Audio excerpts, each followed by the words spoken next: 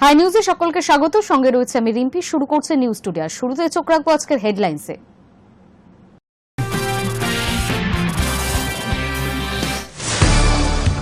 Howrah Maidan two Nabanna, 4 দফা দাবিতে চাকরি হারা শিক্ষাকর্মীদের নবান্ন অভিযান। চারপাশে কড়া নিরাপত্তা, মোতায়েন প্রচুর পুলিশ।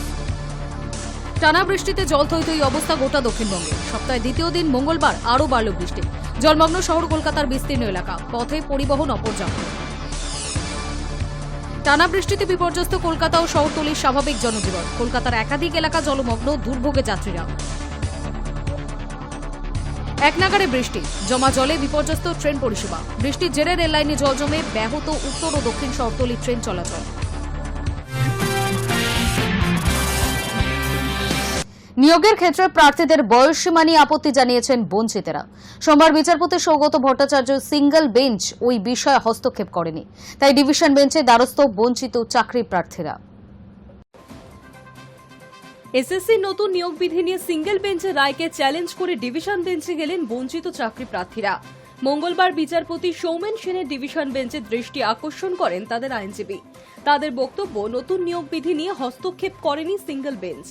নিয়োগ সঠিকভাবে না হওয়ার জন্য পুরো প্যানেল বাতিল হয়েছে। সেই প্যানেলে শিক্ষকদের জন্য কেন অতিরিক্ত 10 নম্বর দেওয়া হবে? এর ফলে ওয়েট লিস্টেড বা বঞ্চিত চাকরি প্রার্থীরা আবার সুযোগ পাবেন না। এছাড়া নিয়োগের ক্ষেত্রে প্রার্থীদের বয়সসীমা নিয়েও আপত্তি জানিয়েছেন বঞ্চিতরা। সোমবার বিচারপতি সৌগত ভট্টাচার্যের সিঙ্গেল বেঞ্চ ওই বিষয়ে হস্তক্ষেপ করেনি, তাই ডিভিশন বেঞ্চের দ্বারস্থ ওই চাকরি প্রার্থীরা।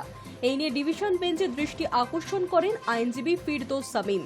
মামলা দায়ের করার অনুমতি মিলেছে। চলতি সপ্তাহেই শুনানির সম্ভাবনা। সোমবার এসএসসির নতুন বিজ্ঞপ্তি নিয়ে রায় দিয়েছে কলকাতা হাইকোর্ট। বিচারপতি সৌগত ভট্টাচার্যের নির্দেশ, কোনো দাগি বা চিহ্নিত অযোগ্য প্রার্থী যদি ইতিমধ্যেই আবেদন করে থাকেন, সেই আবেদনপত্র বাতিল করতে হবে। হাইকোর্ট স্পষ্টই জানিয়ে দিয়েছে, সুপ্রিম কোর্টের নির্দেশ মেনেই নিয়োগ প্রক্রিয়া শেষ করতে হবে। একই সঙ্গে গত 30শে মে যে বিজ্ঞপ্তি দিয়েছিল এসএসসি, তাকে সামনে রেখেই নিয়োগ প্রক্রিয়া চালিয়ে নিয়ে যাওয়া হবে। বিজ্ঞপ্তির বাকি অংশে আদালত হস্তক্ষেপ করেনি। আর এই নিয়ে ডিভিশন বেঞ্চের দ্বারস্থ হলেন বঞ্চিত চাকরি প্রার্থীরা। Hi News Network. পূর্ব ঘোষণা অনুসারে মঙ্গলবার নবান্ন অভিযানের ডাক দিয়েছিলেন যোগ্য গ্রুপ সি ও গ্রুপ ডি অধিকার মঞ্চের সদস্য। সেই মতো মঙ্গলবার সকাল থেকে বৃষ্টি মাথায় নিয়ে হাওড়া ময়দান মেট্রো চ্যানেলে ভিড় জমাতে শুরু করেন চাকরিহারা গ্রুপ সি ও গ্রুপ ডি কর্মীরা। দুপুর 2টোর পরে বৃষ্টিকে উপেক্ষা করে হাওড়া বঙ্কিম সেতুর নিচ থেকে তাদের এই অভিযান শুরু হয়। অভিযানে অংশগ্রহণকারীরা দাবি করেন, অবিলম্বে ৩৩৯৪ শিক্ষাকর্মীদের স্কুলে ফেরাতেই হবে এবং চাকরিতে ফেরাতে যোগ্য শিক্ষাকর্মীদের তালিকার রিভিউ পিটিশন প্রকাশ করতে হবে। এই সহ একাধিক দাবি নিয়ে ধীরে ধীরে মিছিল এগোতে থাকে। একই সঙ্গে চাকরিহারারা জানান, যে মুহূর্তে পুলিশের পক্ষ থেকে তাদের আটকে দেওয়া হবে, সেখানেই তারা অবস্থান বিক্ষোভ শুরু করবেন।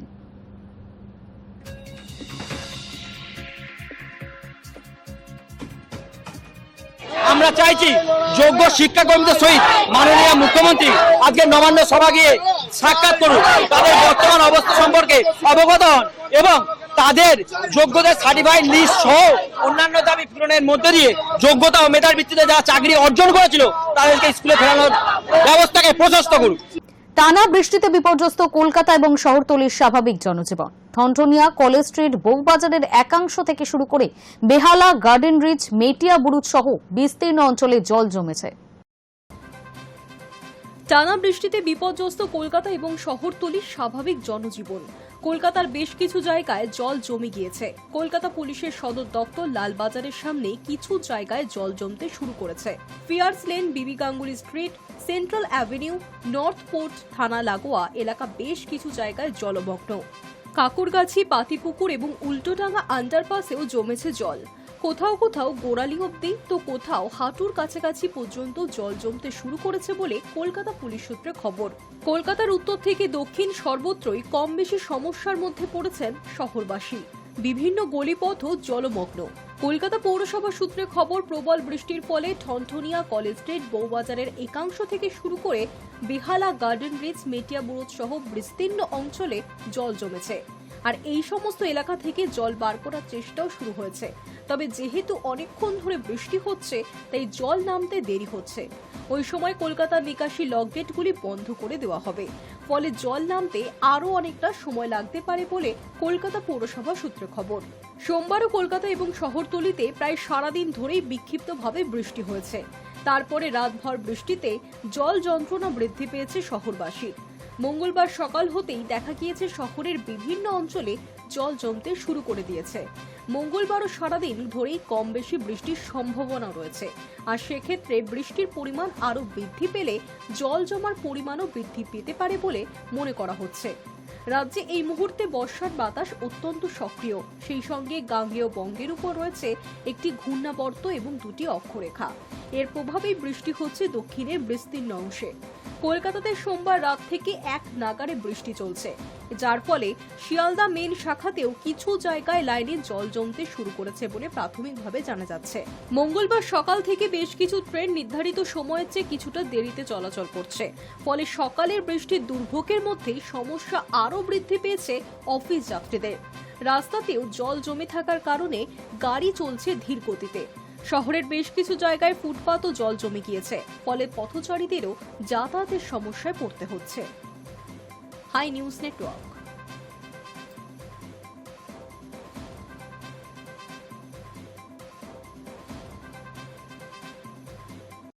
এক নাগাড়ে টানা বৃষ্টি, জল জমে থই থই কলকাতার বিস্তীর্ণ অংশ।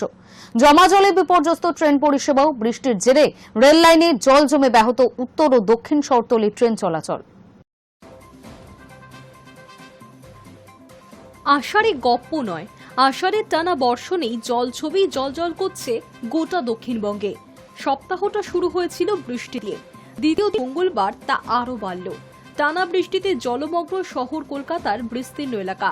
পথে পরিবহন অপর্যাপ্ত, সকাল থেকেই কাজে বেরিয়ে ভোগান্তির শিকার নিত্যযাত্রীরা। বৃষ্টির তোড়ে রেল লাইনে জল জমে ব্যাহত উত্তর ও দক্ষিণ কলকাতার ট্রেন চলাচল। দিনভর এমনই দুর্ভোগ পরিস্থিতির পূর্বাভাস দিয়েছে হাওয়া অফিস। উপকূলবর্তী জেলাগুলিতে ভারী থেকে অতি ভারী বৃষ্টির আশঙ্কা। তবে আশার কথা এই যে নিম্নচাপ ধীরে ধীরে সরে যাচ্ছে ঝাড়খণ্ডের দিকে। আগামী 2-1 দিনে আবহাওয়ার কিছুটা উন্নতি হতে পারে। মঙ্গলবার সকালটা মোটেই মঙ্গলজনক নয় দক্ষিণবঙ্গে। ভোর থেকেই টানা বৃষ্টিতে কলকাতার চেনা সেই জলযন্ত্রণার চিত্রটা পুনরাবৃত্তি হচ্ছে। শহরের একাধিক রাস্তায় জল জমে যান চলাচল ব্যাহত। যদিও কলকাতা পৌরসভার তরফে জমা জল নিয়ে নজরদারি চলছে, আধিকারিকেরা সর্বক্ষণ সেদিকে নজর রেখে অতিরিক্ত জমা জল নিষ্কাশনের ব্যবস্থাও করেছেন, কিন্তু একটানা বৃষ্টিতেই সেই কাজ বারবার বাধার মুখে পড়ছে। দক্ষিণে রাসবিহারী, বেহালা, বালিগঞ্জ থেকে উত্তরে ঠনঠনিয়া, সেন্ট্রাল অ্যাভিনিউ, উল্টোডাঙ্গা সমস্ত জায়গায় জলে থই থই। বাস, ট্রাম, ট্যাক্সি চলাচলের সমস্যা, ফলে কাজে বেরিয়ে গন্তব্যে পৌঁছতে অনেকটাই দেরি হচ্ছে। এদিকে রেলপথেও জলযন্ত্রণা। শিয়ালদা উত্তর ও দক্ষিণ শাখার রেল লাইনের একটা বড় অংশ ডুবেছে জলে, যার জেরে ট্রেন চলাচল সকাল থেকেই ব্যাহত। এদিকে ব্যারাকপুর, টিটাগড়, অন্যদিকে ডায়মন্ড হারবার, ক্যানিং লাইনে ট্রেন চলছে অতি ধীর গতিতে। রেলের তরফে জানানো হয়েছে পরিস্থিতির দিকে নজর রাখা হয়েছে। আলিপুর আবহাওয়া দপ্তরের তরফে জানা যাচ্ছে নিম্নচাপের কাঁটায় এত দুর্ভোগ। এভাবেই ভারী বর্ষণ মাথায় নিয়ে দিনটা কাটবে বলে ইঙ্গিত আবহবিদদের। বুধবার পর্যন্ত আবহাওয়া এমনই থাকতে পারে, তারপর থেকেই ধীরে ধীরে নিম্নচাপের প্রভাব কমবে বলে পূর্বাভাস হাওয়া অফিসের। Hi News network.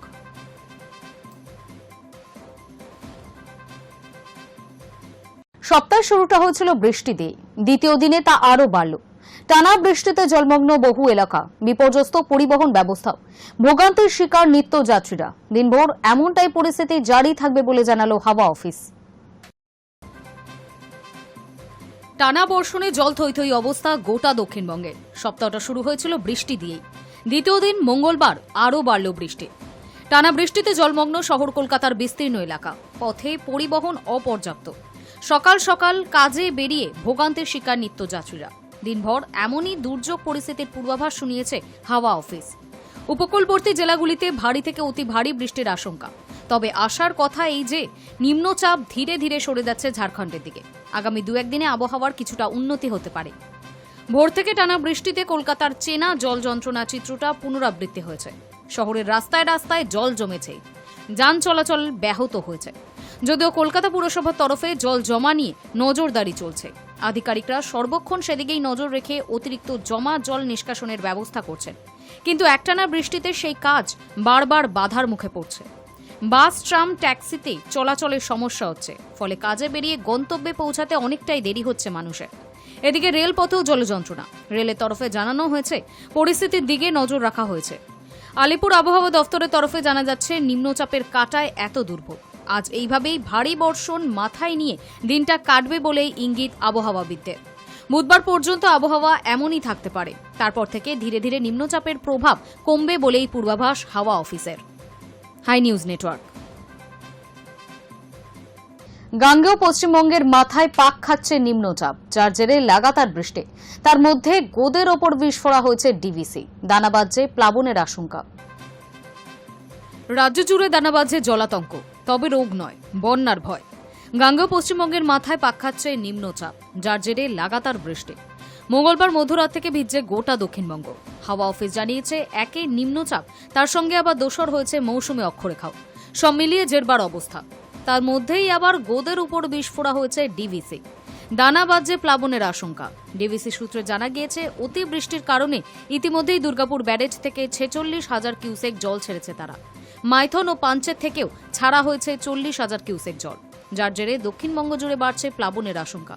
স্থানীয় সূত্রে খবর, গতকাল পর্যন্ত বৃষ্টির দাপটে দুর্গাপুর ব্যারেজ থেকে 40,000 কিউসেক জল ছেড়েছে ডিভিসি।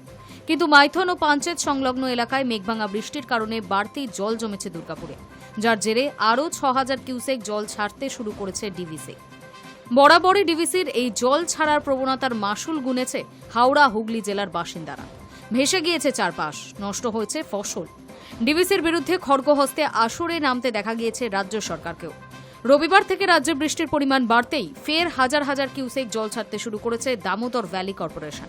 এখন এর পরিমাণ টের না পাওয়া গেলেও ভয় যে একটা রয়েছে, সেই নিয়ে কোনো সন্দেহ নেই। High News network. অসম থেকে আসা বাংলার বাসিন্দাকে এনআরসি নোটিশ দেওয়া নিয়ে এবার ফুঁসে উঠলেন বাংলার মুখ্যমন্ত্রী।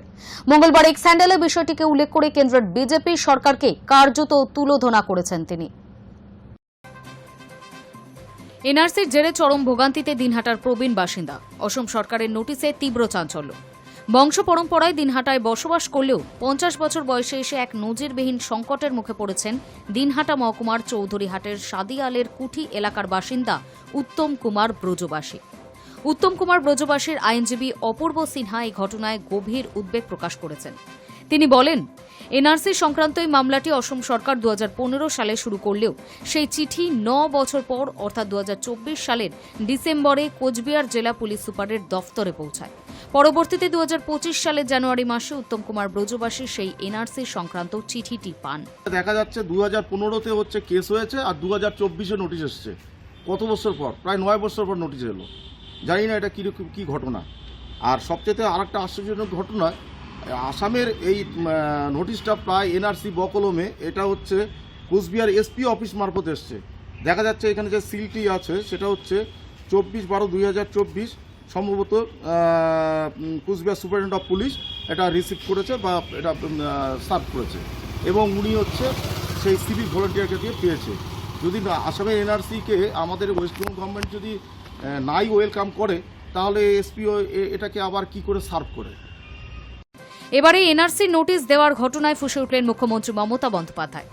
মঙ্গলবার সকালে এক স্যান্ডেলে পোস্ট করে তিনি বিষয়টি উল্লেখ করে কেন্দ্রের বিজেপি সরকারকে কার্যত তুলোধনা করেছেন। এই নোটিশ আসলে বাংলার মানুষের পরিচয় মুছে ফেলার অপচেষ্টা বলে উল্লেখ করে তার স্পষ্ট হুঁশিয়ারি, ভারতবর্ষের সাংবিধানিক কাঠামোকে ধ্বংস করা হলে বাংলা চুপ করে থাকবে না। এর বিরুদ্ধে বিরোধী রাজনৈতিক দলগুলিকে একজোট হওয়ার আহ্বানও জানিয়েছেন মুখ্যমন্ত্রী।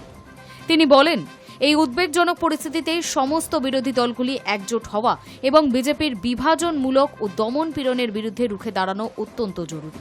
ভারতবর্ষের সাংবিধানিক কাঠামোকে ধ্বংস করা হলে বাংলা চুপ করে থাকবে না। High News network. খড়গপুরে ফ্লাইওভারের রেলিং ভেঙে রেল লাইনে পড়ল ট্রাক। বিকট শব্দে কেঁপে ওঠে গোটা এলাকা। সঙ্গে সঙ্গে ছুটে আসেন রেল প্রশাসনের আধিকারিকরা। মৃত অবস্থায় উদ্ধার করা হয় ট্রাক চালককে। পশ্চিম মেদিনীপুর জেলার খড়গপুরে নিমপুরা এলাকায় জাতীয় সড়কের উপর ভয়াবহ দুর্ঘটনা। সোমবার গভীর রাতে রড বোঝাই একটি ট্রাক ফ্লাইওভারের রেলিং ভেঙে রেল লাইনে পড়ে যায়। ঘটনাস্থলেই মৃত্যু হয় ট্রাক চালকের। আশঙ্কাজনক অবস্থায় হাসপাতালে ভর্তি করানো হয়েছে খালাসিকে। স্থানীয় সূত্রে জানা গিয়েছে, নদিয়া থেকে রড বোঝাই করে ঝাড়গ্রামের দিকে যাচ্ছিল ট্রাকটি। রাতের অন্ধকারে 6 নম্বর জাতীয় সড়কে খড়গপুরের নিমপুরা ফ্লাইওভার পার হওয়ার সময় আচমকাই নিয়ন্ত্রণ হারায় সেটি এবং ফ্লাইওভারের রেলিং ভেঙে পড়ে যায় সোজা রেল লাইনের উপর। রেলের রিসেপশন ইয়ার্ডে পড়ে যাওয়ার ফলে ছিঁড়ে যায় ওভারহেড তারও। এই দুর্ঘটনার জেরে বিকট শব্দে কেঁপে ওঠে গোটা এলাকা। সঙ্গে সঙ্গেই ছুটে আসেন রেল প্রশাসনের আধিকারিকেরা। মৃত অবস্থায় উদ্ধার করা হয় ট্রাক চালককে। গুরুতর আহত অবস্থায় খালাসিকে প্রথমে খড়গপুর মহকুমা হাসপাতালে নিয়ে যাওয়া হয়। পরে তার শারীরিক অবস্থা সংকটজনক হওয়ায় তাকে স্থানান্তরিত করা হয়েছে মেদিনীপুর মেডিকেল কলেজে। দুর্ঘটনার জেরে কিছু সময়ের জন্য বন্ধ থাকে রেল চলাচল। রেলের তরফে শুরু হয়েছে তদন্ত। প্রাথমিক অনুমান, প্রবল বৃষ্টির কারণেই রাস্তায় চাকা পিছলে গিয়ে এবং দৃশ্যমানতা কম থাকায় এই দুর্ঘটনাটা ঘটে থাকতে পারে। ট্রাকের গতি বেশি ছিল কিনা, চালক মদ্যপ ছিলেন কিনা, সেই সমস্ত দিকও খতিয়ে দেখা হচ্ছে। Hi News Network. সাত সকালে জাতীয় সড়কে দুর্ঘটনা। মাছ বোঝাই গাড়ির সঙ্গে স্টোন চিপ ভর্তি ট্রাকের ধাক্কা হয়। এই ঘটনায় রাস্তায় ছিটকে পড়ে জ্যান্ত রুই কাতলাগুলি। জলের অভাবে রাস্তা জুড়ে ছড়িয়ে থাকা মাছগুলো ছটফট করতে থাকে। অন্যদিকে ঘটনায় ভ্যানের চালক গুরুতর জখম হয়েছেন।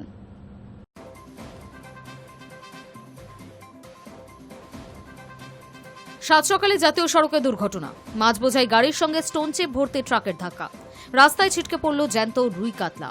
জলের অভাবে রাস্তা জুড়ে ছড়িয়ে থাকা মাছগুলি খাবি খাচ্ছিল। রাস্তায় সার দিয়ে দাঁড়িয়ে পড়েছিল অন্য সব যানবাহনও।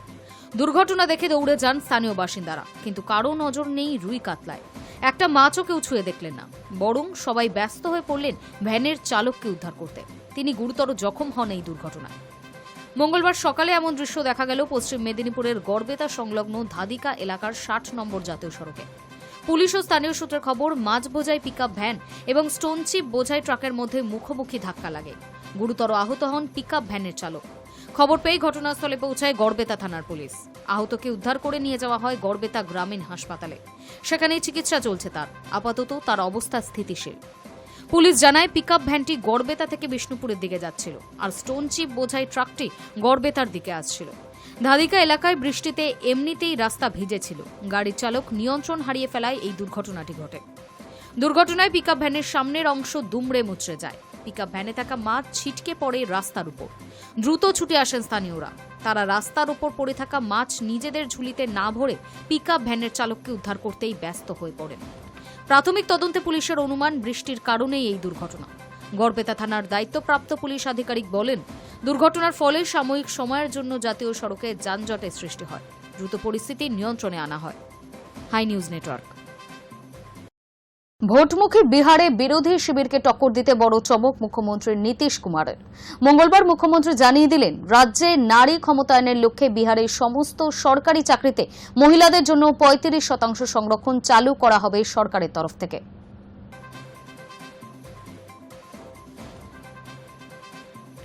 বিহারে সরকারি চাকরিতে নিয়োগের ক্ষেত্রে 35% আসন সংরক্ষিত থাকবে মেয়েদের জন্য। মঙ্গলবার এমনটাই জানালেন সে রাজ্যের মুখ্যমন্ত্রী নীতিশ কুমার। নীতিশ বলেন, মহিলা চাকরি প্রার্থী যারা বিহারের আসল বাসিন্দা তাদের জন্য রাজ্য সরকারের সমস্ত ধরনের পদের জন্য বিশেষ 35% সংরক্ষণ থাকবে। পরে সমাজ মাধ্যমে একটি পোস্ট করে নীতিশ জানান, বিহারের প্রশাসনিক ব্যবস্থায় আরও বেশি মহিলাকে অংশগ্রহণের সুযোগ করে দিতেই এই পদক্ষেপ করতে চলেছে বিহার সরকার। মঙ্গলবার মহিলাদের সংরক্ষণ সংক্রান্ত সিদ্ধান্ত ঘোষণার আগে পাটনায় মন্ত্রিসভার বৈঠকে যোগ দেন নীতিশ। ওই বৈঠকেই এই সিদ্ধান্তের বিষয়ে আনুষ্ঠানিক সিলমোহর পড়ে। ওই বৈঠকেই সিদ্ধান্ত নেওয়া হয় যে বিহারের যুব সমাজের জন্য নতুন কর্মসংস্থান তৈরি করতে বিহার যুব কমিশন গঠন করা হবে। বিহারের যুব সমাজকে চাকরির জন্য প্রশিক্ষণ দেওয়ার কাজ করবে এই কমিশন। তাছাড়া যুব সমাজের শিক্ষা, চাকরি বাকরির বিষয়টি দেখভাল করার পাশাপাশি তাদের উন্নতির বিষয়ে সরকারকে পরামর্শ দেবেন কমিশনের সদস্যরা। সপ্তাহ দুয়েক আগেই বিহারে বিধবা এবং বয়স্কদের পেনশন বৃদ্ধি করার কথা ঘোষণা করেছিলেন নীতিশ। এতদিন বিহারে বয়স্ক নাগরিক, বিধবা মহিলা এবং বিশেষভাবে সক্ষম নাগরিকেরা সামাজিক নিরাপত্তা পেনশন প্রকল্পের অধীনে মাসে 400 টাকা করে পেতেন। সম্প্রতি তা বাড়িয়ে 1100 টাকা করা হয়, অর্থাৎ এক লাফে 700 টাকা ভাতা বাড়িয়ে দেওয়া হয়। নীতিশ জানান, জুলাই মাস থেকে এই বর্ধিত হারে ভাতা পাবেন বিহারের মানুষ। 2016 সালে বিহারে মদ বিক্রি এবং মদ্যপান নিষিদ্ধ করেছিলেন মুখ্যমন্ত্রী নীতিশ। মূলত সেই রাজ্যে চোলাই মদ বিক্রি রুখতেই এই কঠোর পদক্ষেপ করেন তিনি। তারপরে অবশ্য বিহারে চোলাই মদ খেয়ে মৃত্যুর ঘটনা ঘটেছে। আবার এও সত্য যে সরকার মদ নিষিদ্ধ করায় মহিলারা হাত উপুর করে ভোট দিয়েছে নীতিশকে। অনেকেই মনে করেন এই ভোট ব্যাংকের জোরেই একাধিকবার জোট বদলেও নিজের কুর্সি টিকিয়ে রেখেছেন জেডিইউ প্রধান নীতিশ। মহিলাদের জন্য সংরক্ষণের কথা ঘোষণা করেও আদতে মহিলা ভোট টানতে নীতিশ কৌশলী চাল চালবেন বলে মনে করা হচ্ছে। বিহারে ক্ষমতাসীন জেডিইউর বিজেপি নেতৃত্বাধীন কেন্দ্রীয় জোট এনডিএর শরিক। আগামী অক্টোবর-নভেম্বর নাগাদ বিহারে বিধানসভা নির্বাচন হওয়ার কথা। Hi News Network. ব্যবসায়ী গোপাল খেমকা হত্যাকাণ্ডে বড় পদক্ষেপ বিহার পুলিশের। অভিযুক্ত বিকাশ ওরফে রাজাকে এনকাউন্টারে খতম করল বিহারের পুলিশের এসটিএফ। ব্যবসায়ী গোপাল খেমকা হত্যাকাণ্ডের তদন্তে বড় পদক্ষেপ বিহার পুলিশের। এই খুনের ঘটনায় অভিযুক্ত অস্ত্র সরবরাহকারী বিকাশ ওরফে রাজাকে এনকাউন্টারে খতম করল বিহার পুলিশের এসটিএফ। মঙ্গলবার এই অভিযান চালানো হয়। পুলিশের তরফে জানা গিয়েছে, রাজার গোপন ডেরায় অভিযান চালাতে গিয়েছিল পুলিশ। সেই সময় পুলিশকে লক্ষ্য করে গুলি ছোড়ে অভিযুক্ত। পাল্টা জবাবে মৃত্যু ঘটে তার। নির্বাচনের আগেই হত্যাকাণ্ডের ঘটনায় বিহারের আইন শৃঙ্খলা পরিস্থিতি নিয়ে প্রশ্ন তুলতে শুরু করে বিরোধী শিবিররা। গোটা ঘটনার তদন্তে গঠন করা হয় বিশেষ তদন্তকারী দল। ইতিমধ্যেই হত্যাকাণ্ডের তদন্তে নেমে শুটার উমেশকে গ্রেফতার করেছে পুলিশ। সিসিটিভি ফুটেজের সূত্র ধরে গ্রেফতার করা হয়েছিল তাকে। উমেশকে জেরা করে জানা যায়, গোপাল খেমকাকে হত্যা করতে 3.5 লক্ষ টাকার সুপারি দেওয়া হয়েছিল। সেই সূত্রেই উঠে আসে অস্ত্র সাপ্লায়ার রাজার নাম। সূত্রের খবর, মঙ্গলবার সকালে পাটনার মাল সালামি থানা এলাকার পাটনা ঘাটের রাজার বিরুদ্ধে অভিযান চালায় পুলিশ। সেখানেই দুই তরফের মধ্যে ব্যাপক গুলির লড়াইয়ের পর পুলিশের গুলিতে মৃত্যু হয় রাজার। প্রাথমিক তদন্তে পুলিশের অনুমান, গোপালের ঘনিষ্ঠ কেউ তাকে খুন করতে উমেশকে 3.5 লক্ষ টাকা দিয়েছিল। উল্লেখ্য, গত 4 জুলাই রাতে পাটনার গান্ধী ময়দান এলাকায় রাম গোলাম চকের কাছে হত্যা করা হয় ব্যবসায়ী গোপাল খেমকাকে। গাড়ি থেকে নামতেই তাকে গুলিতেই ঝাঁঝরা করে দেয় হত্যাকারীরা। এই ঘটনা সামনে আসতেই রীতিমতো শোরগোল পড়ে যায় গোটা বিহারে। ব্যবসায়ী গোপাল বিজেপির সক্রিয় সদস্যও ছিলেন। পুলিশ জেনেছে তাকে হত্যা করতে রীতিমতো 1 সপ্তাহ ধরে এলাকায় রেকি করে হত্যাকারী উমেশ। 6 বছর আগে একইভাবে খুন করা হয়েছিল গোপালের ছেলেকেও। High News network. কোহলি বর্তমানে যে লন্ডনে স্ত্রী অনুষ্কা শর্মার বেশিরভাগ সময় থাকেন তা মোটামুটি সকলেই জানা। অতীতেও বিরাটকে উইম্বলডনে দেখা গিয়েছে, তবে ব্যস্ত সূচির জেরেই সম্ভবত 2015 সালের পর তাকে সেখানে যেতে দেখা যায়নি। তবে বর্তমানে 2 আন্তর্জাতিক ফরম্যাট থেকে অবসর নেওয়ার পর কোহলির হাতে খানিকটা সময় রয়েছে। সেই ফাঁকেই 1 দশক পর ফের একবার উইম্বলডনে অনুষ্কার সঙ্গে দেখা মিলল কোহলির।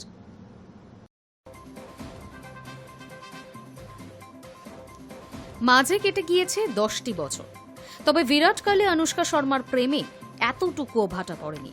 1 দশক আগেই তাদের প্রেমের সাক্ষী ছিল উইম্বলডন। সোমবারও ফের উইম্বলডনের দর্শক আসনে দেখা গেল পাওয়ার কাপল ভিরুস্কাকে। নোভাক জোকোভিচের ম্যাচ দেখলেন তারকা দম্পতি। তাদের ছবি ভাইরাল নেট দুনিয়ায়। খেলা না থাকলে এখন পাকাপাকিভাবেই লন্ডনে থাকেন বিরাট অনুষ্কা। গত কয়েকদিন ধরে লন্ডনের পথে তাদের হেঁটে বেড়ানোর ছবি ভিডিও ভাইরাল হয়েছিল। সোমবার তাদের দেখা গেল উইম্বলডনের গ্যালারিতে। জোকোভিচ বনাম অ্যালেক্স দেমিনোর ম্যাচ দেখছিলেন তারকা দম্পতি। সেই ছবি হুহু করে ছড়িয়ে পড়ে নেট দুনিয়ায়। পরে ম্যাচের একটি ছবি নিজের ইনস্টাগ্রামে পোস্ট করেন বিরাট। হাড্ডাহাড্ডি লড়াই করে ম্যাচ জেতা জোকোভিচের উচ্ছ্বাসিত প্রশংসা করে তিনি লেখেন, অনবদ্য ম্যাচ, তবে যোদ্ধারা তো এভাবেই খেলে থাকে। তবে নেটিজেনদের মনে পড়ে গিয়েছে 10 বছর আগে ভিরুস্কার উইম্বলডন ডেটের কথা। 2015 সালেও তখনকার প্রেমিকা অনুষ্কাকে নিয়ে টেনিস ম্যাচ দেখতে গিয়েছিলেন বিরাট। তার বছর 2 পরে 7 পাকে বাধা পড়েন দুজনে। একে একে ভিরুস্কার কোল আলো করে আসে কন্যা ভামিকা এবং পুত্র অকায়। ক্রিকেট কেরিয়ারেও প্রায় সায়ান্নে পৌঁছে গিয়েছেন বিরাট। টেস্ট টি20 থেকে অবসর নিয়েছেন। অন্যদিকে অভিনয় কেরিয়ারেও প্রায় দাড়ি টেনে দিয়েছেন অনুষ্কা। তবে 10 বছরেও পাওয়ার কাপলের প্রেম এতটুকুও কমেনি, এমনটাই মনে করছেন নেটিজেনরা। তাই 10 বছর আগের ছবিও তারা তুলে ধরেছেন সোশ্যাল মিডিয়ায়। 2টি ছবি নেটপাড়ায় আলোড়ন তুলেছে। অনেকের মতে জীবনের নতুন ইনিংসে এইভাবেই নিজের স্ত্রীর সঙ্গে সময় কাটাতে চান বিরাট। আবার কারোর মতে সফলভাবে 10 ইয়ার চ্যালেঞ্জ জিতে গিয়েছেন king Kohli. Hi News Network. News today এখনকার মতো এই পর্যন্তই। নজর রাখুন হাই নিউজে, নির্ভীক নিরপেক্ষ।